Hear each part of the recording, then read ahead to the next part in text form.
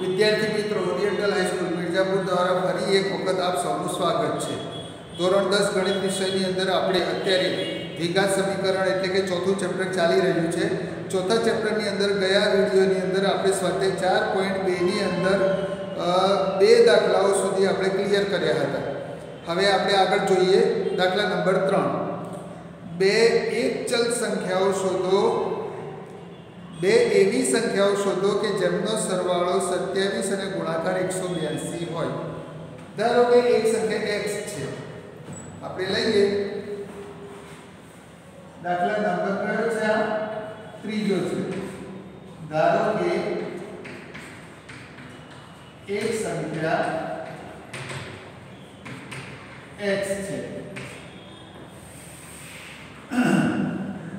બે એવી સંખ્યાઓ શોધો કે જેમનો સરવાળો 27 છે। બંનેનો સરવાળો 27 છે તો બીજી સંખ્યા કેટલી થાય? બીજી સંખ્યા બરાબર 27 - x થાય। કેમ ભાઈ? કારણ કે બંનેનો સરવાળો કેટલો છે? 27 છે। હવે એક x હોય તો બીજી 27 - x થાય। શું કે છે આગળ? તેમનો ગુણાકાર 182 હોય તો અહીંયા લખીએ આપણે તે બે સંખ્યાઓનો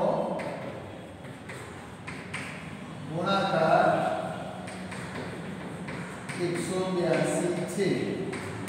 માટે x ગુણ્યા 27 - x બરાબર 182। બંનેનો ગુણાકાર 182 છે તો આપણે કૌંસ છૂટા કરીએ 27x - x² - 182 બરાબર 0। 182 ને આપણે આ બાજુ લાવીએ તો માઈનસ થઈ જશે। હવે પદો પણ ગોઠવીએ અને ચિહ્ન પણ બદલીએ। x² પહેલું પદ ગણાય અને એ માઈનસ છે। પહેલું પદ માઈનસ આવતું હોય તો ચિહ્ન બદલી દેવાના, કારણ કે અવયવ પાડતા ફાવે નહીં। અવયવ પાડતા ન ફાવે એટલા માટે આપણે શું કરવાનું? એના ચિહ્નો બદલી દેવાના। અને એમ પણ કહેવાય કે માઈનસ કોમન નીકાળ્યું એમ પણ કહેવાય। બરાબર છે? તો આપણે અહીંયા x² - 27x + 182 બરાબર 0। હવે 182 ના ભાગ પાડો જેનો સરવાળો 27 આવે તો 14 × 13 14 અને 140 14 × 42 14 અને 13 તો x - 14 x - 13 બરાબર 0। તો x - 14 બરાબર 0 કે x - 13 બરાબર 0 તો x બરાબર 14 કે x બરાબર 13। માટે તે સંખ્યાઓ કઈ કઈ છે? 14 અને 13 છે। બરાબર। દાખલા નંબર 4। જેમના વર્ગોનો સરવાળો 365 થાય એવી બે ક્રમિક ધન પૂર્ણાંક સંખ્યાઓ શોધો। ધારો કે એક સંખ્યા x છે। પ્રથમ સંખ્યા x છે। હવે શું કહે છે? ફરી એક વખત વાંચીએ આપણે। જેમના વર્ગોનો સરવાળો 365 થાય એ વાત પછી કરીએ આપણે। એવી બે ક્રમિક સંખ્યાઓ શોધો। ક્રમિક ધન પૂર્ણાંક સંખ્યાઓ શોધો। તો ક્રમિક એટલે 1 by 1 આવતી હોય ને 33 34 35 36 21 22 23 24 45 46 47 48 એટલે 1 by 1 આવતી હોય ને એ રીતે। તો એક સંખ્યા આપણે x ધારી હોય તો બીજી એના પછીની તરત જ x પછી તરત જ કઈ સંખ્યા આવે? y તો ના કહેતા હો, બરાબર? એટલે x પછી એવું ના બને કે x y z એવું નહીં। x ધારી કોઈ એક સંખ્યા તો એના પછી તરત જ કઈ આવે? તો x + 1 આવે, એમાં એક ઉમેરો એટલી। બરાબર છે? તો એક સંખ્યા x છે તો બીજી સંખ્યા કઈ છે? બીજી સંખ્યા x + 1 છે। હવે શું કહે છે?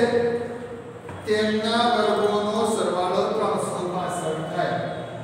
x અને x + 1 આ બે સંખ્યાઓ એમના વર્ગો એટલે સ્ક્વેર નો સરવાળો એટલે પ્લસ કેટલો થાય છે? 365। x અને x + એ બંનેના વર્ગોનો સરવાળો એટલે x નો સ્ક્વેર x + 1 નો સ્ક્વેર બંનેનો સરવાળો એટલે પ્લસ x² + x + 1 નો સ્ક્વેર બરાબર 365. આપણે કૌંસ છૂટા કરીએ x² + 2x + 1 -365 બરાબર 0. એટલે આપણે આનો વિસ્તરણ કર્યું x² + 2x + 1 અને 365 છે આપણે આ બાજુ લાવીએ એટલે -365.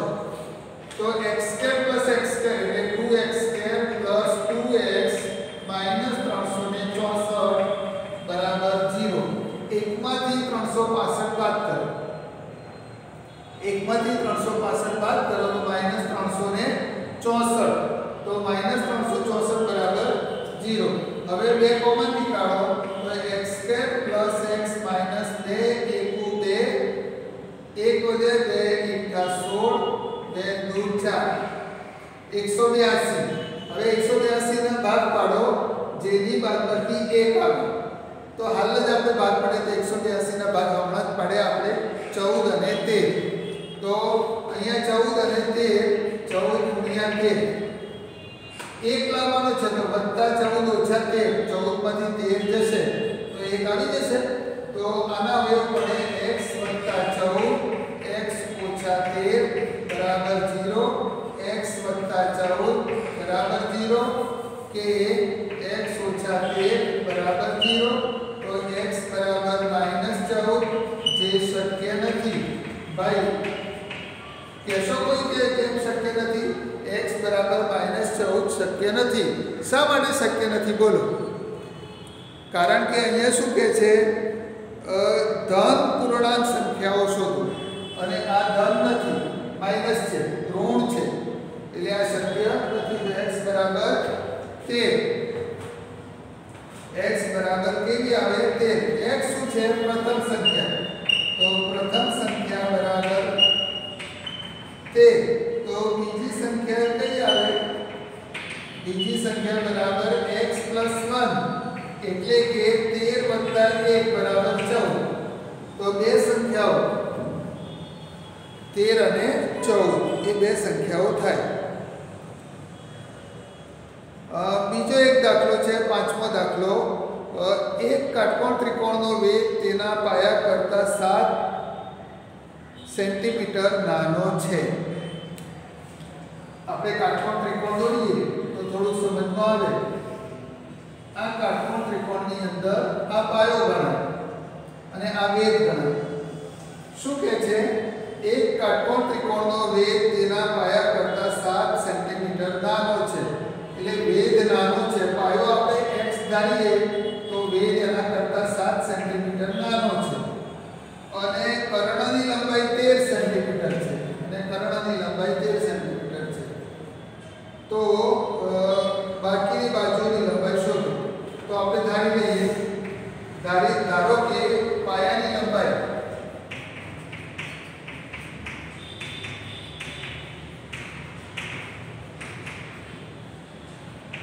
x સેન્ટીમીટર છે તો વેધની લંબાઈ x - 7 સેન્ટીમીટર થાય. બરાબર. અને કર્ણની લંબાઈ તો આપણને આપેલી છે કેટલી આપેલી છે 13 સેન્ટીમીટર. હવે આની અંદર આપણે જરાક પાયથાગોરસનો પ્રમેય વાપરીએ તો કાટખૂણો બનાવતી બે બાજુઓના વર્ગોનો સરવાળો કર્ણના વર્ગ બરાબર હોય છે.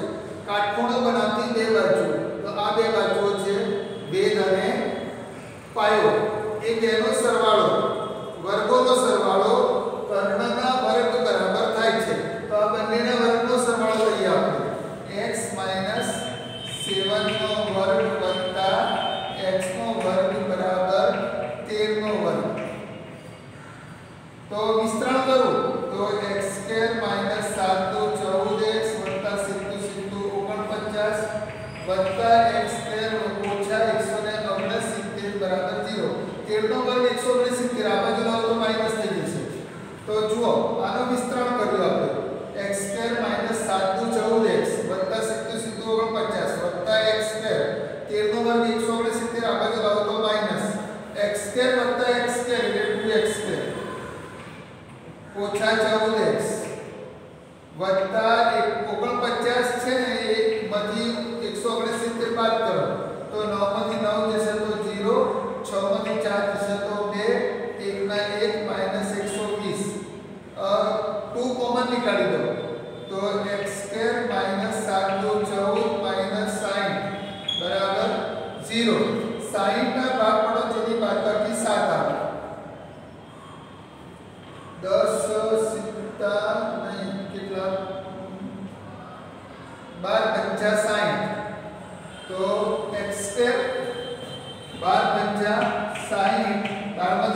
તો 7 આવે, પણ અહીંયા 7 માઈનસ છે એટલે -12 + 5. તો આ રીતે હવે એવું પડશે x - 12x + 5 બરાબર 0. તો x - 12 બરાબર 0 કે x + 5 બરાબર 0. તો x બરાબર 12 કે x બરાબર -5. જે શક્ય નથી, આ -5 શક્ય નથી. કેમ શક્ય નથી ભાઈ? કારણ કે અહીંયા x શું છે? બાજુની લંબાઈ છે, ત્રિકોણની બાજુની લંબાઈ, અને ત્રિકોણની બાજુની લંબાઈ કોઈ દિવસ માઈનસમાં હોઈ શકે નહીં. બરાબર છે? એટલે એ શક્ય નથી. તો પાયાની લંબાઈ કેટલી છે? પાયાની લંબાઈ બરાબર 12 સેન્ટીમીટર થાય. તો વેધની લંબાઈ કેટલી છે? x - 7. તો x શું છે? 12 - 7 બરાબર 5 સેન્ટીમીટર આવ્યું. બરાબર છે? આ દાખલા નંબર 5મો હતો. બરાબર. હવે આપણે એક કામ કરીએ, સ્વાધ્યાય 4.3 શરૂઆત કરીએ છીએ. સ્વાધ્યાય 4.3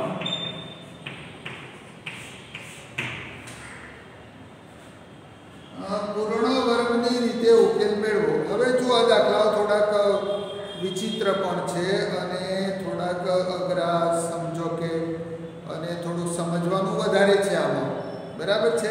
તો થોડુંક તમે ધ્યાન આપજો, અને બીજું કે દાખલો બરાબર સમજજો, ધ્યાન આપજો અને પછી ગણજો. તો 2x² - 7x + 3 પહેલાનો પહેલો. 2x² - 7x + 3 બરાબર 0. તો અહીં શું કરવાનું હોય છે? સૌથી પહેલા તો તમારે અંતિમ પદ શોધવાનું છે. શું કરવાનું છે? અંતિમ પદ. હવે પૂર્ણ વર્ગ પદાવલી માટે તમને સૂત્રો 6ઠા, 7મા કે 8મા ધોરણ, 9મા ધોરણમાં આવી ગયા છે. લગભગ 8મા કે 7મા ધોરણની અંદર પૂર્ણ વર્ગ પદાવલી માટે સૂત્રો પેલું મધ્યમ પદ બરાબર +or - 2 × વર્ગમૂળનો પ્રથમ પદ × વર્ગમૂળનો અંતિમ પદ. અથવા તો આપણે અંતિમ પદની જરૂર છે તો લખીએ આપણે અંતિમ પદ બરાબર મધ્યમ પદનો વર્ગ છેદમાં 4 × પ્રથમ પદ. આવું સૂત્ર આવેલું છે આમાં. બરાબર? જો તમને યાદ હોય તો બરાબર છે, યાદ ના હોય તો તમે ફરી એક વખત યાદ કરી લો. આપણે આ પદાવલી છે, પૂર્ણ વર્ગ પદાવલી બનાવવી છે, અંતિમ પદ શોધવું છે. આ દાખલા સમજો. હા, બરાબર. અંતિમ પદ શોધવું છે. અહીંયા આ પદ શોધવું છે આપણે. અંતિમ પદ શું હોવું જોઈએ? બરાબર છે? પૂર્ણ વર્ગ પદાવલી બનાવવી હોય તો અંતિમ પદ બરાબર સૂત્ર છે મધ્યમ પદનો વર્ગ છેદમાં 4 × પ્રથમ પદ. ચલો, મધ્યમ પદનો વર્ગ એટલે કેટલો? તો અહીંયા મધ્યમ પદ -7x છે. 7x નો વર્ગ છેદમાં 4 × પ્રથમ પદ કેટલું છે? 2x છે. મધ્યમ પદ 7x છે, -7x -7x નો વર્ગ, અને પ્રથમ પદ કેટલું છે? 2x² છે. તો અહીંયા આપણે સીધી 49x² છેદમાં 4 × 8x². x² ગયા 49/8. આટલું શું થયું? અંતિમ પદ મળે. બરાબર છે? તો આને આપણે જો પૂર્ણ વર્ગ પદાવલી બનાવવી હોય તો અંતિમ પદ એટલું મૂકી દો. તો 2x² - 7x + 49/8 બરાબર, સોરી, આટલું મૂકી દીધું. આ પૂર્ણ વર્ગ પદાવલી બની ગઈ. અંતિમ પદ આપણે આટલું મૂકી દીધું. બરાબર? જેટલું આવ્યું એટલું મૂકી દીધું તો પૂર્ણ વર્ગ પદાવલી બની ગઈ. હવે 3 લાવવાના છે. એક્ચ્યુઅલી છે 3 અને મૂક્યા આપણે 49/8. તો આપણે એવો સવાલ કરવાનો કે 49/8 ની અંદર શું ઉમેરીએ તો આપણને મળે 3. 49/8 ની અંદર શું ઉમેરીએ તો 3 મળે? તો x બરાબર 3 - 49/8 8 કરી 24 - 49/8. તો 24 માંથી 49 જાય તો -25/8. એટલે અહીંયા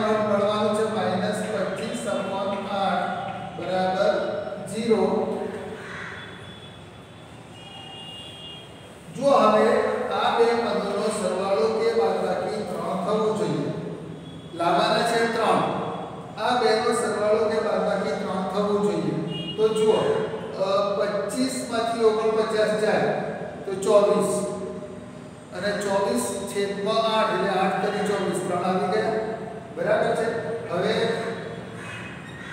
પહેલા પદનું વર્ગમૂળ √2x બીજા પદની નિશાની ત્રીજા પદનું વર્ગમૂળ 7/2√2 નો વર્ગ ઓછા 5/2√2 નો વર્ગ બરાબર 0। આપણે શું કર્યું અવયવ પાડ્યા આનો અવયવ પાડીએ આપણે પૂર્ણ વર્ગ પદાવલીની રીતે આ ત્રણ પદોનો તો પહેલા પદનું વર્ગમૂળ √2x બીજા પદની નિશાની ફક્ત નિશાની ત્રીજા પદનું વર્ગમૂળ એટલે 49 નું વર્ગમૂળ 7 અને 8 નું વર્ગમૂળ 4 તો 8 તો 4 નું નીકળે 2 અને 2 નું ના નીકળે એટલે √2 8 એટલે 4 તો 8 4 નું વર્ગમૂળ નીકળે 2 અને 4 દુ પેલા 2 વધ્યા એ 2 નું વર્ગમૂળ ના નીકળે એટલે √2 નો વર્ગ એટલે પહેલા પદનું વર્ગમૂળ બીજા પદની નિશાની ત્રીજા પદનું વર્ગમૂળ કૌંસ પર વર્ગ અને એ જ રીતે અહીંયા 25 નો વર્ગમૂળ 5 અને 8 નો વર્ગમૂળ 2√2 બરાબર છે। હવે બે વર્ગોની વચ્ચે ઓછા છે એટલે એકવાર ઓછા એકવાર વત્તા આપણે અવયવ પાડવાના છે તો √2x - 7/2√2 -5/2√2 અને ફરીથી આપણે અવયવ પાડીએ તો √2x - 7/2√2 પ્લસ 5/2√2 બરાબર 0। હવે 2√2 લસા લઈ લઈએ આપણે આની અંદર બરાબર તો જો 2√2 નો ગુણાકાર અહીંયા થશે તો શું આવશે 4 થઈ જશે કારણ કે 2√2 * √2 એટલે √2 બે વખત થાય તો 2 થઈ જશે અને 2 નો ગુણાકાર 2 ની સાથે થશે એટલે 4 એટલે અહીંયા થઈ જશે 4x - 7 - 5 અને એ જ રીતે નીચે ના લખી તો ચાલે કારણ કે બરાબર 0 છે બરાબરની આ બાજુ લખી દઈએ તો ગુણાકાર થાય એટલે 0 થઈ જશે એ જ રીતે અહીંયા 4x - 7 + 5 બરાબર 0 તો 4x - 12 - 5 - 7 એટલે -12 અને એ જ રીતે 4x - 2 બરાબર 0 તો 4x બરાબર 12 4x બરાબર 2 તો x બરાબર 12/4 x બરાબર 2/4 4 તરી 12 2 દુ 4 તો x બરાબર 3 x બરાબર 1/2 આ એનો જવાબ આવે બરાબર।